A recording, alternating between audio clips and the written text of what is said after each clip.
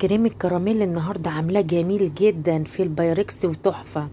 مكرمله له شويه سكر وحطاله حطاه في البايركس، وحطيت نص لبن على كيس الكريم كراميل، وغليته كويس لحد ما بقى بالشكل اللي قدامكم ده. يا خرابي، جميل جدا جدا جدا جدا. الكريم كراميل اللي انا عاملاه حكايه، شايفين؟ جميل قوي. واحلى حاجه كمان ان انا ما بحبش بصراحه موضوع الكوبايات ده ولا المجات ولا.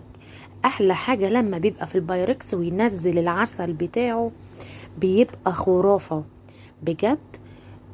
جميل جميل جميل. لما بيبقى احلى كمان لما بتعملوه لبن بس مع كيس الكريم كراميل اللي احنا بنجيبه من بره، شايفين؟ بيعمل وش قشطه تحفه.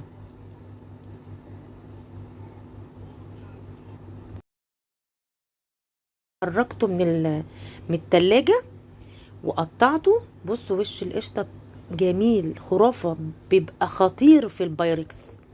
اهم حاجه في الشغل تظبيط الشغل، ده شعار زيزي عادل. تحفه. هتشوفوا كميه الصوص الكريم اللي هو السكر المتكرمل ده، حكايه حكايه حكايه بجد، خرافه. بصوا، هحط بقى دلوقتي العسل.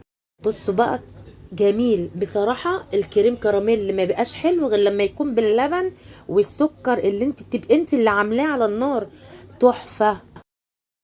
بيبقى متكرمل بقى، ونحطه في البايركس لحد ما يبقى جامد، وبعد كده انزل بالسوائل بتاعة الكريم كراميل اللي فيه، وخلاص كده، ونحطه في التلاجة يجمد يطلع بالشكل اللي قدامكم ده.